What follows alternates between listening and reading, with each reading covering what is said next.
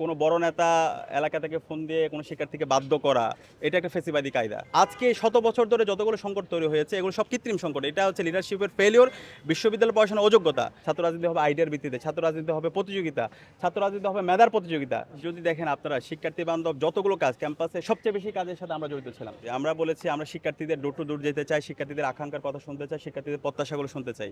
কিন্তু কোনো বড় নেতা এলাকা থেকে ফোন দিয়ে কোনো শিক্ষার্থীকে বাধ্য করা, এটা একটা ফেসিবাদী কায়দা। এই ব্যাপারে আমরা কনফিডেন্ট।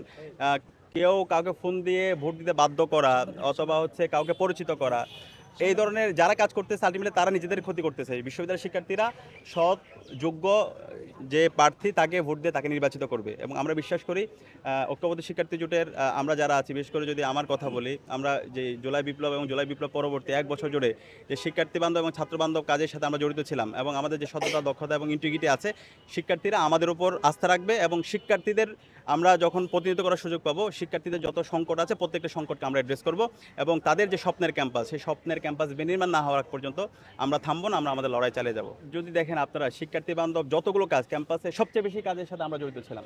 আমরা যে আজকে স্বপ্নের ক্যাম্পাসের কথা বলেছি, সেটা 1 বছর আগে আমরা 63 দফা সংস্কার প্রস্তাবনা দিয়েছিলাম।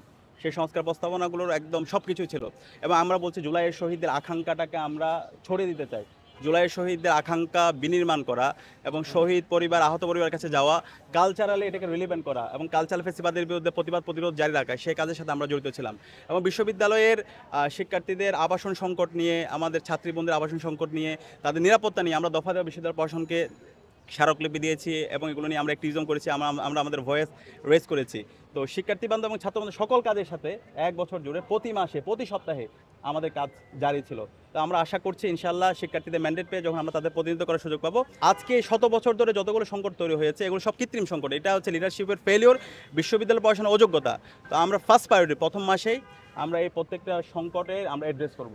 এবং এক্ষেত্রে আরেকটা বিষয়, যেটা আজকে আমরা জুলাই বিপ্লব হয়ে গেল, এই জুলাই বিপ্লবে ছাত্রলীগের সন্ত্রাসীরা যেভাবে আমাদের বোনদের উপর হামলা করেছে এবং যে গণহত্যা এবং শিশু হত্যা করেছে এবং ঢাকা বিশ্ববিদ্যালয়ের চিহ্নিত সন্ত্রাসী যারা আছে তাদেরকে এখন পর্যন্ত বিশ্ববিদ্যালয় প্রশাসন বিচারের আওতায় নিয়ে আসতে পারেনি।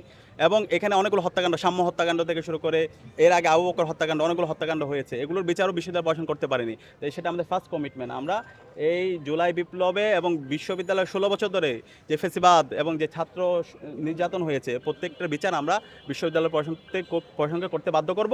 এবং একই সাথে এই ডাকসুকে একাডেমিক ক্যালেন্ডারভুক্ত করে, সেটা আমাদের একদম প্রথম দাবি। আমাদের যেমন সেমিস্টার ফাইনাল হয়, আমাদের যেমন রেগুলার একাডেমিক অ্যাক্টিভিটি হয়, একই সাথে ডাকসুটা হবে বিশ্ববিদ্যালয়ের একটা একাডেমিক রেগুলার অ্যাক্টিভিটিস। আজকে যেমন আগামী 9 তারিখ নির্বাচন হবে, একই সাথে আগামী বছরে নির্ধারিত সময়ে তফসিল ঘোষণা করা এবং নির্ধারিত সময়ে নির্বাচন অনুষ্ঠিত হওয়া, সেটার জন্য আমরা বিশ্ববিদ্যালয় প্রশাসনকে বাধ্য করবো এবং এটা একটা রেগুলার অ্যাক্টিভিটিস হবে। এবং এর মাধ্যমে আমাদের নতুন ছাত্র রাজনীতির যে আমরা বলছি রূপরেখা, ছাত্র রাজনীতি হবে আইডিয়ার ভিত্তিতে, ছাত্র রাজনীতি হবে প্রতিযোগিতা, ছাত্র রাজনীতি হবে মেধার প্রতিযোগিতা, সেই ধরনের একটা কম্পিটিটিভ রাজনীতি এবং শিক্ষার্থী বান্ধব রাজনীতি আমরা বিনির্মাণ করব।